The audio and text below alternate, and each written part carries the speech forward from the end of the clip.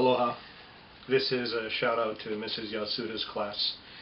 I am filming this now, and you'll have to excuse me, I have a really bad cold, but I want to give a shout out to all of the kids who attended that class, from Nanakuli Intermediate to the high school students. I want to thank all of you for allowing me to come that day and share with you not only aspects of the business of doing ghost tours, but ghost stories in general. Even though you had a lot of fun listening to me and you gained something from what I shared, I also learned a lot from you guys. And I got these letters from you, from Mrs. Yasuda. She gave it to me a couple of weeks ago, and I'm sorry it took so long to respond, but you know, this really touched my heart. And it meant a lot to me.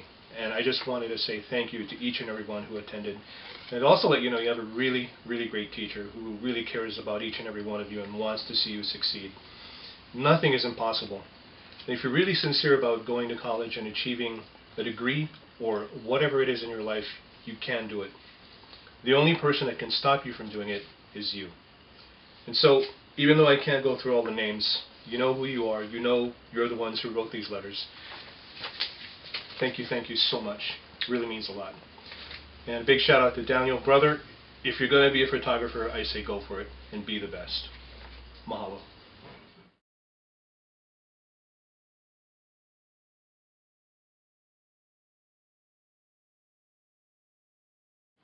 The old Ghost Hunters bus tour had just left Kawamoto, where I was sharing stories about the ghost of the faceless woman who haunts the area.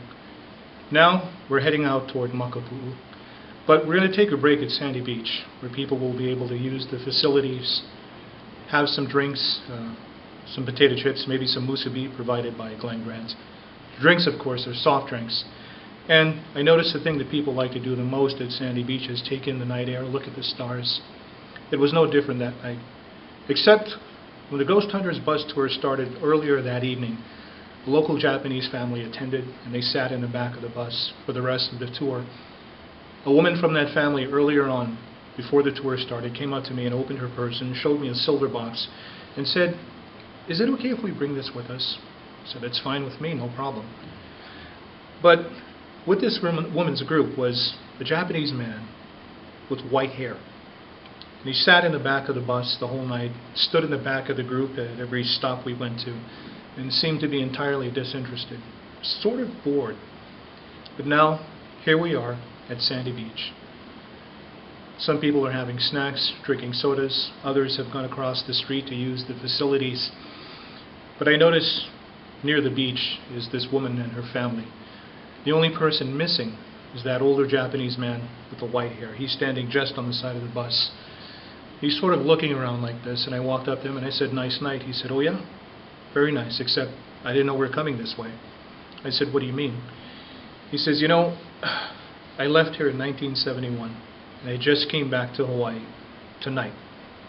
The second I got off the plane, got out the gate at the airport, my family over there picks me up and brings me on this tour. It doesn't tell me anything." It's sort of disconcerting, and I'm kind of nervous. I said, "Well, why is that?" He says, "Well, I'll tell you." And I said, "By the way, my name is Lopaka." He shakes my hand. He looks at me, he says, "Bob Kawamoto. 1971, I was 23 years old, graduated college, had a degree in business. I was helping out my family with their gas station in Kaimuki. That's what I did. And I had 4 other friends. We like to go fishing all the time. And one night, one of my friends says, we have to go to this new spot that I heard about. It's called Bamboo Ridge, just past Tanauma Bay as you're heading towards Sandy Beach, Makapu'u." One of the other guys says, "Hey, let's make it an overnight fishing trip." Great. Sleeping bags, bait, tackle, big fishing poles that we mount, near the edge of the water, and the cowbells. You remember the cowbells, right? Every time you get a catch, the thing rings wildly, ding, ding, ding, ding, ding.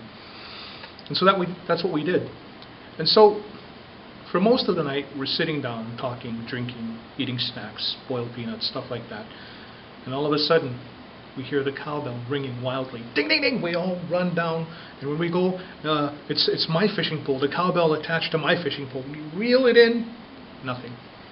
Happens 4 or 5 different times. My cowbell rings wildly, all my friends run down with me. I pull the pole in, no catch, nothing. Around the sixth time this happens, my friends look at me and go, "Hey Bob, you know what, that's your pole, you go get him. We tired already."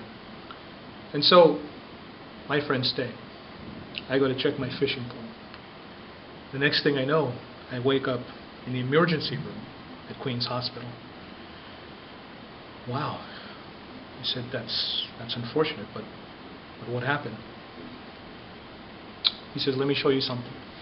From his pocket, he pulls out one of those old, small, black and white photos, and he shows it to me. He says, "See inside this picture? That's me with my 4 friends. You recognize me?" And I look at it like this. I goes, "Oh yeah, that's you right there. Young guy, but looks just like you." He says, "Okay." Takes the photograph, pulls out another one. "Now, look at this one. And before you say anything, this picture was taken 2 days after the fishing trip. And so in the photograph were 2 older Japanese people, a man and a woman. And in the middle is a guy with white hair." He says, "Oh, who is this?" He says, "That's me, 2 days after the fishing trip, with the white hair. Now, 2 older Japanese people, that's my mother and father." After that fishing trip, I would move to the mainland, stayed there all this time, never come back until tonight when my family went pick me up from the airport. They said, wait. You're missing something. What happened?" My friends found me fainted dead away by my fishing pole.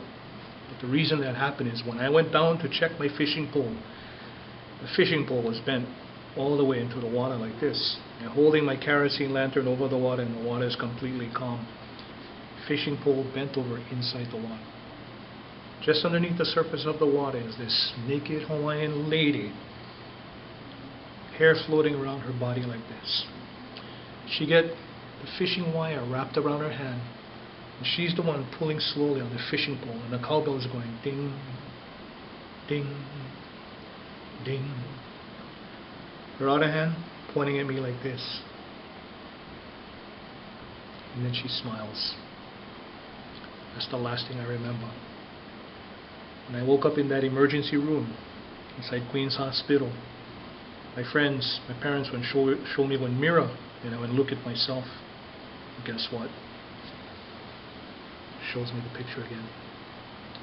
My hair went turn white. It's been like that ever since that night. As he finishes the story, I notice it's time to go, so I gather everybody, we get on the bus. But you know what? For the rest of the tour, Bob Kawamoto's engaged. He's funny, he's laughing, he's having a good time. Finally, when the tour is over at 2 o'clock in the morning, the Ghost Hunters bus tour drops us off in front of the old haunt. Everybody gets off the bus. I'm waiting for Bob's family so I can tell them goodbye. And I notice everybody in the family is present except for Bob Kawamoto. And I asked the woman who talked to me earlier, I said, "Well, where's Bob Kawamoto?" He goes, "Oh." Opens the purse, takes out the silver box. "Here he is." I said, "What?"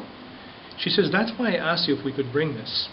You see, my brother Bob passed away about a month ago, died of a heart attack in his home in Los Angeles. We had him cremated, but we wanted to bring him home, and so the ashes arrived earlier this evening, and we didn't want to be late for the tour, so we just thought we'd bring Bob with us." True story.